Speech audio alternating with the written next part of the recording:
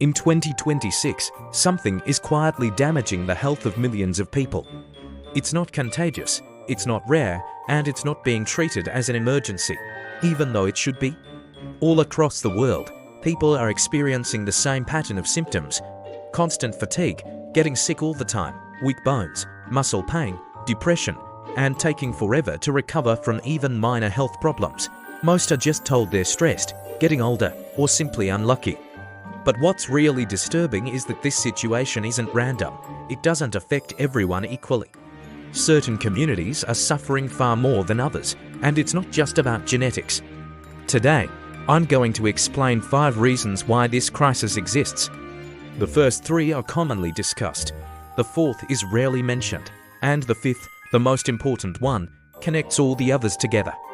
It will only fully make sense once you get to the end.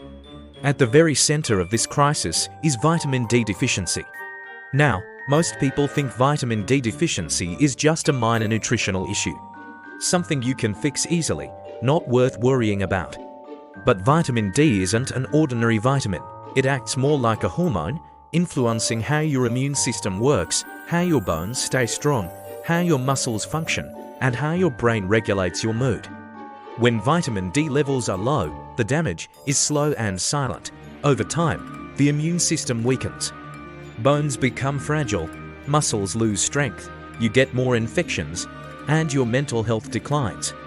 For children, it can lead to rickets. For adults, it means osteoporosis, fractures, and long-term disability. By the time the deficiency is finally identified, the consequences are often already severe. So, let's get into the reasons why this is happening. Reason 1. Modern life has removed us from the sun. The main source of vitamin D is sunlight. For most of human history, daily sun exposure was unavoidable. But in 2026, it's become optional, and for many, it's completely absent. Our jobs, our schools, and our entertainment all happen indoors. Office jobs, long shifts, remote work, and screen-based lifestyles dominate our daily lives. Even in sunny places, many people go days or even weeks without any meaningful sun exposure. This change alone has dramatically cut down vitamin D production for people all over the world. But it doesn't affect everyone the same way. Reason 2. Urbanization and pollution are blocking natural vitamin D production. Cities are designed for efficiency, not sunlight. High-rise buildings block the sun, dense housing limits outdoor access. Narrow, shaded streets prevent direct sunlight from reaching people where they live. And air pollution makes the problem even worse. Polluted air filters out the specific type of sunlight, UVB radiation, that our bodies need to make vitamin D. Low-income communities are more likely to live in high-pollution areas, making it even harder to get natural vitamin D. This means people living in the same city can have totally different levels of sun exposure, just based on their neighborhood. Reason 3. Our diets and healthcare systems are failing the most vulnerable. Very few foods naturally contain vitamin D. Things like fatty fish, egg yolks, and fortified dairy products are the main sources. For many low-income families, these foods are either too expensive, not available, or just not a regular part of their diet. Affordable food is often ultra-processed and low in essential nutrients. And while supplements seem like an easy fix, they aren't always accessible, trusted, or prioritized. Our healthcare systems don't help much either. Vitamin D testing is rarely part of a routine checkup. The deficiency is often ignored unless severe symptoms show up. Prevention is sacrificed, especially in underfunded systems. At this point, the crisis already looks serious. But the next reason explains why it's so much worse for some groups than others. Reason 4. Melanin and migration have created a hidden vulnerability. Melanin, the pigment that determines skin color, is a natural sunblock.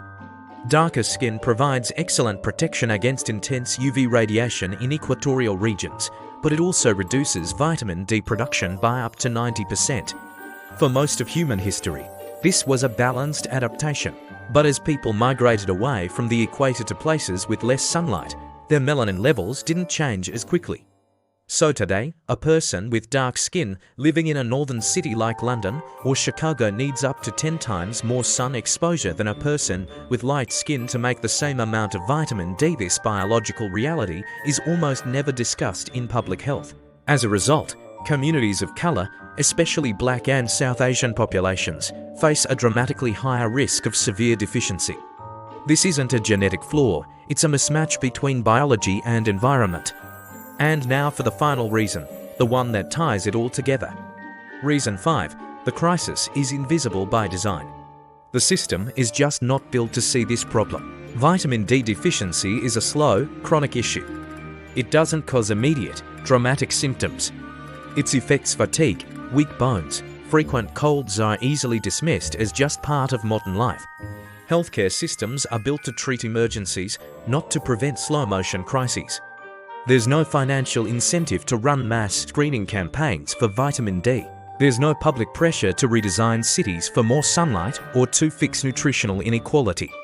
So, when you combine an indoor lifestyle, urban pollution, failing food systems, and a biological mismatch affecting millions, you get a silent epidemic.